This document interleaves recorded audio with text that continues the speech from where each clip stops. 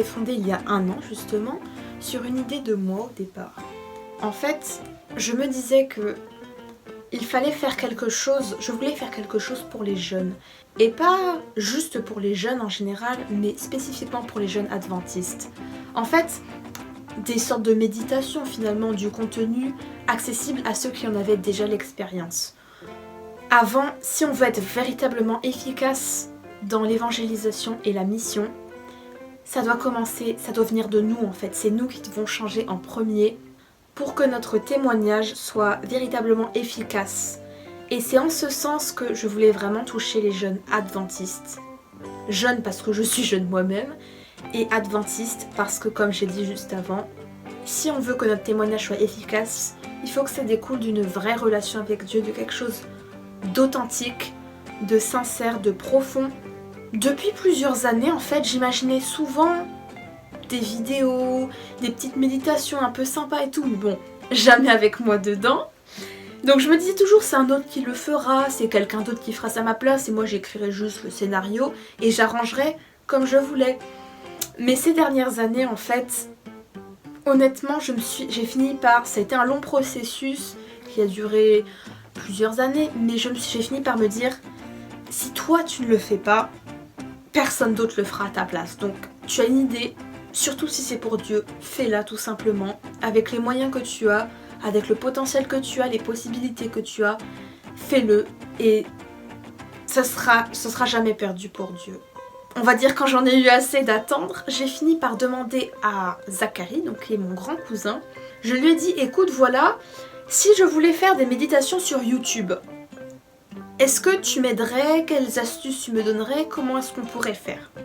Et à partir de là, ça a fonctionné un peu en tandem, ça veut dire, moi je proposais mes idées, et lui il était partant pour faire le projet, donc il m'a aidé niveau technique.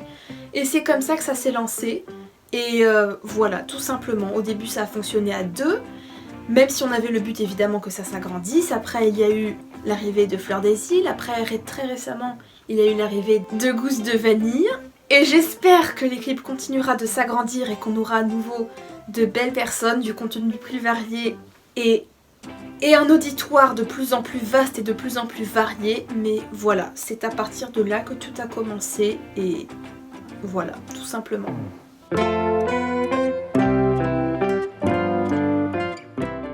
Donc si je me rappelle bien, je suis arrivée dans Graines de Vie le lendemain de mon anniversaire, donc le 27 mai.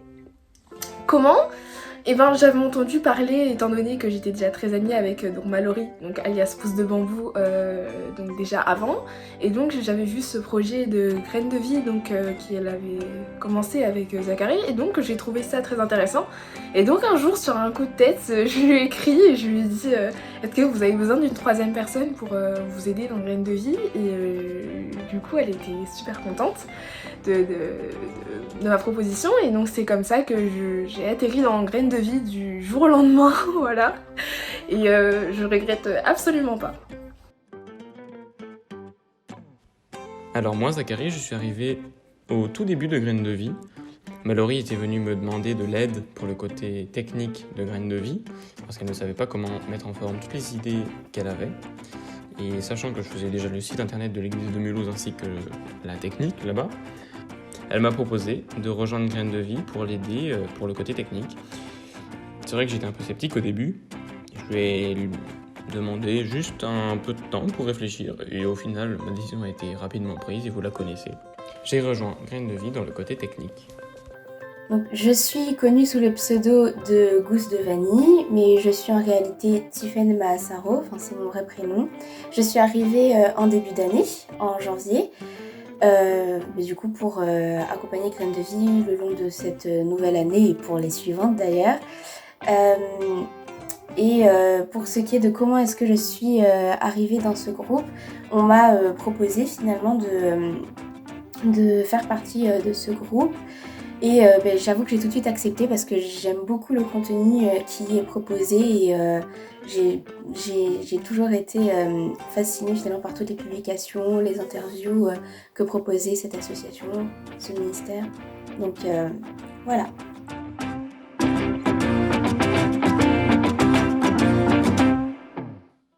Alors Graines de Vie donc comme j'ai rejoint, comme vous le savez, j'ai rejoint Graines de Vie donc en mai-juin donc 2021. Donc c'est pas moi qui ai fondé Graines de Vie, donc qui ai choisi le nom de l'association entre guillemets. Mais donc Graines de Vie pour moi, pourquoi Graines de Vie? Parce que c'est des graines donc on plante et qui vont grandir après. Donc on espère qu'il y a des graines dans le cœur des gens et qu'ils rencontreront Jésus pour ensuite grandir et devenir une belle plante, donc graines de vie, donc des graines qui portent la vie et en l'occurrence la vie éternelle. On attend avec impatience. Comme tout le monde, je veux dire, on essaye de tous essayer de prendre soin entre guillemets de la planète pour pas la détériorer. Voilà, donc par des petites actions quotidiennes. C'est clair qu'on essaie d'être respectueux dans l'environnement, dans notre vie de tous les jours, et même dans nos activités aussi, donc voilà.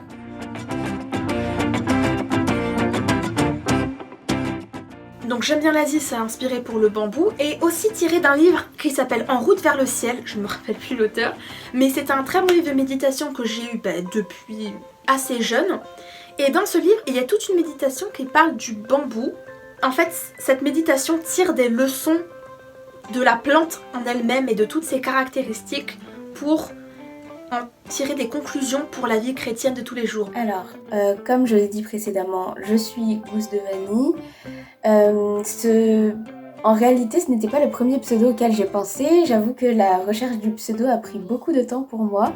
Et au final, pourquoi Gousse de Vanille? C'est tout simplement que je suis originaire de Madagascar. Donc j'ai tout de suite pensé finalement à la vanille et après plusieurs discussions avec le groupe, on a pensé à Gousse de Vanille. Donc voilà.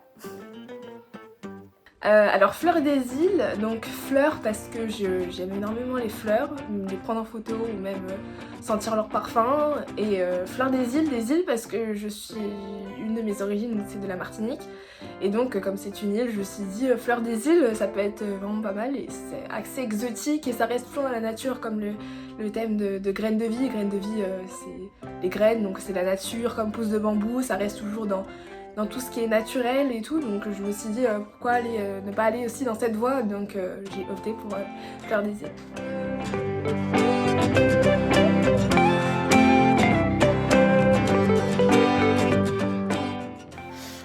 Ceux qui me connaissent savent que j'ai un penchant pour les livres, les langues, les choses très littéraires. Ceux qui ne me connaissent pas, vous le découvrez. J'aime beaucoup le littéraire, ce qui touche au livre, à la langue, mais aussi au monde en général en fait, les autres cultures, les autres langues, les autres plats. Et même si évidemment le goût des livres prime en premier, il y a aussi cet aspect-là qui compte, ce qui fait que j'ai beaucoup pensé à m'orienter vers des études qui me mèneraient vers un métier comme bibliothécaire, libraire, des études plutôt littéraires pour des métiers littéraires. Alors c'est une question assez complexe étant donné qu'on est encore très jeune, mais moi j'ai déjà des idées, donc je me dirigerai plutôt donc soit vers la musique étant donné que je suis musicienne, soit vers domaine de droit, sciences politiques, c'est des domaines qui m'attirent énormément, donc je ferai certainement mes études dans ce domaine-là. Alors je ne sais pas encore ce que je veux faire plus tard. J'aime bien, comme vous le savez, la technique, l'audiovisuel, j'aime bien le scientifique, mais le droit aussi m'intéresse. Le sport, la musique, j'aime et fais beaucoup de choses dans la vie, donc faire un choix est difficile pour moi. Étant donné que je suis en terminale, je vais réfléchir à cette question un peu plus pour faire mes choix d'école rapidement. Pour ce qui est de ce que je souhaiterais faire plus tard, j'ai toujours été fascinée par les sciences, le corps humain, donc je souhaiterais poursuivre des études de médecine.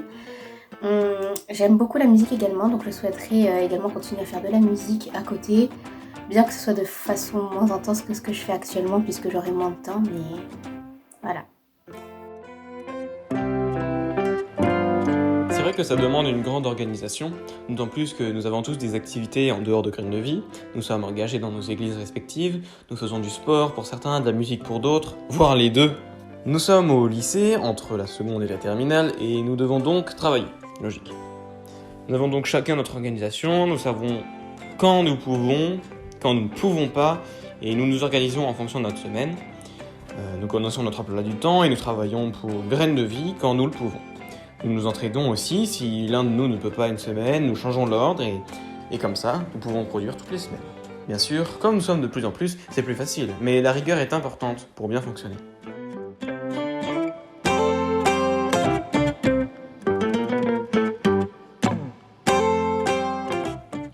Nous faisons les deux. Nos amis nous soutiennent dans notre projet, peuvent nous conseiller au besoin, et c'est important pour que la structure reste jeune. Mais premièrement, nous ne nous adressons pas qu'aux jeunes, bien que ce soit important pour nous de pouvoir les toucher en particulier. Il faut donc aussi rester général pour toucher toutes les générations. Nous demandons aussi beaucoup de choses aux pasteurs de nos églises, car théologiquement, nous ne pouvons tout savoir, c'est évident. Et les pasteurs qui ont des années d'expérience derrière eux savent aussi comment parler au plus grand nombre, et cela peut nous aider dans certains projets. Donc nous restons entre jeunes, mais discutons et demandons aussi conseil à nos pasteurs.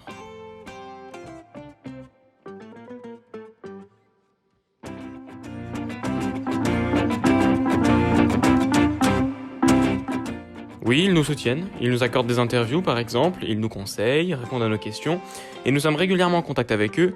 Nous ne pouvons vous dire pourquoi, mais nous ne sommes pas seuls, bien qu'indépendants.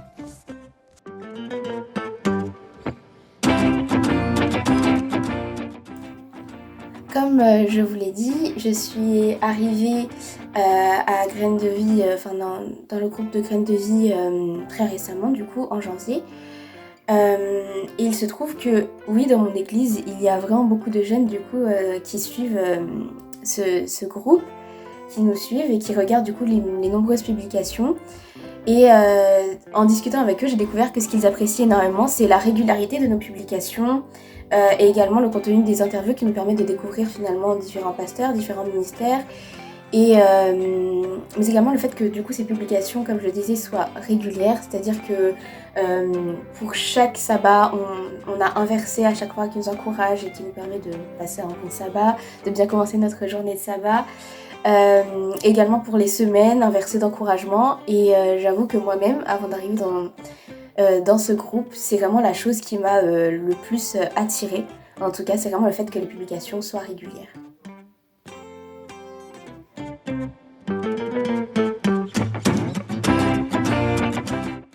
Alors des expériences avec Dieu, donc j'en ai eu plusieurs dans ma vie normale, ma vie de musicienne. Voilà, mais il y en a une vraiment qui m'a marquée. Donc en 2020, l'été 2020, donc avec ma famille, on s'est rendu en Martinique, donc en vacances. Et on avait attrapé la dengue, mais on le savait pas à ce moment-là. Et donc on était très malades et on avait de la fièvre et tout. Et donc le jour de reprendre l'avion, donc mon petit frère et moi, donc on avait vraiment la fièvre, on essayait de prendre le Doliprane pour faire baisser la fièvre, mais rien à faire. Et voilà, comme c'était déjà l'époque du Covid, on prenait la température des personnes pour prendre l'avion, et si vous aviez plus de 37,4, je crois, vous pouviez pas embarquer. Et nous on avait en plus de 37,4. Du coup on s'est dit comment on va faire pour prendre l'avion, parce que c'est clair que mon frère et moi on allait avoir une température très élevée. Et donc avec ma famille on s'est mis à prier, on s'est dit voilà, il faut absolument qu'on prenne cet avion là pour rentrer chez nous, parce qu'on en avait assez des moustiques. Et donc on s'est dit, voilà, on a prié, donc l'heure de l'embarquement arrive, et donc on va à la porte d'embarquement.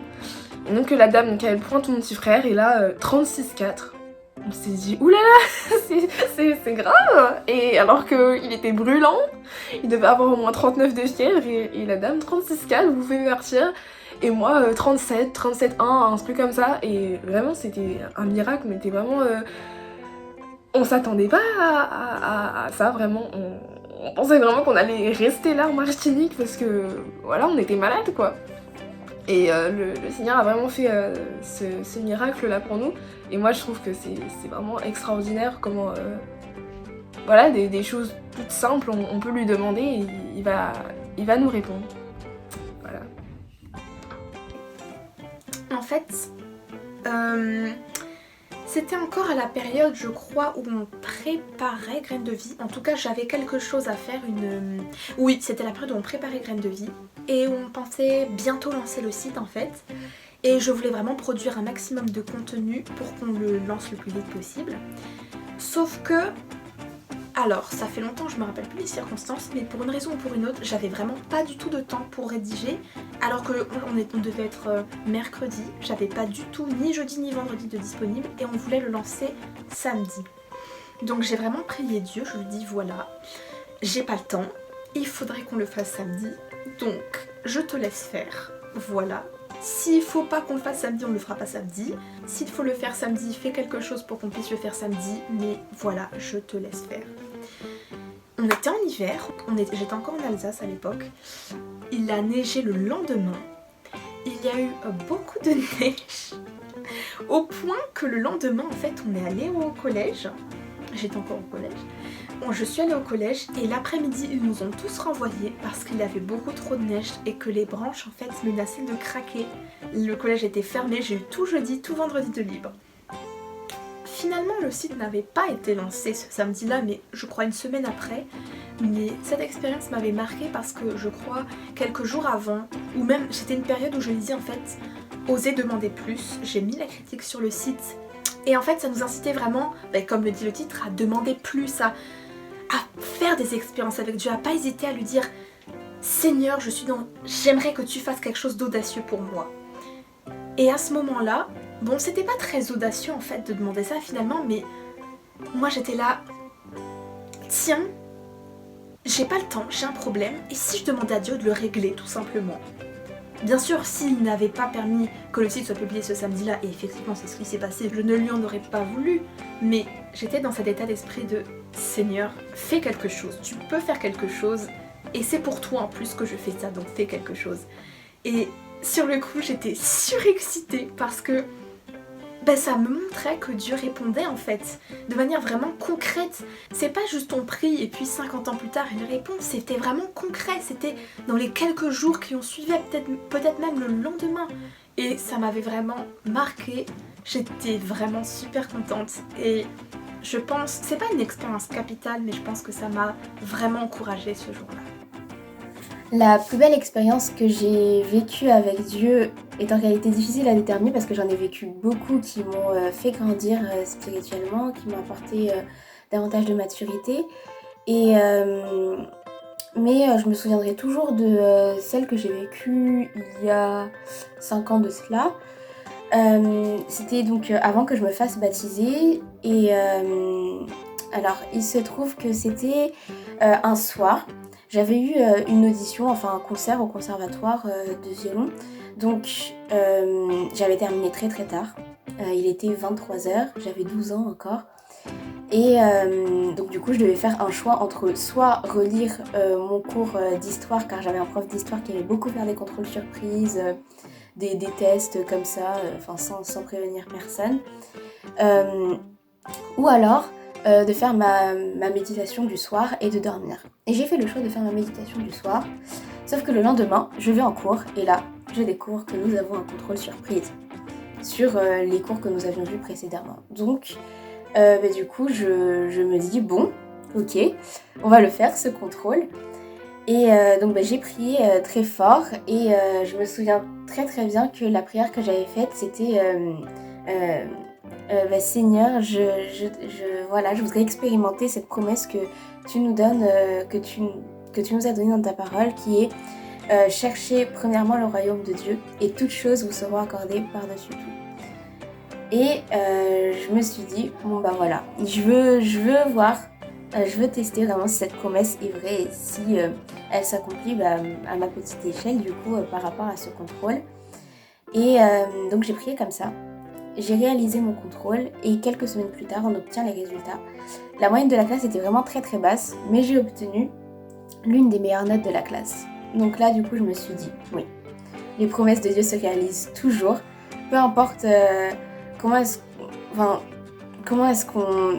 à quelle échelle est-ce qu'elles se réalisent, mais en tout cas, ce qui est sûr, c'est que Dieu réalise ses promesses et que lorsqu'il fait une promesse, il ne ment pas. Et que nous, tout ce que nous avons à faire, c'est de nous réclamer de ses promesses pour nous. Donc voilà, ce fut l'une des meilleures expériences que j'ai vécues avec Dieu.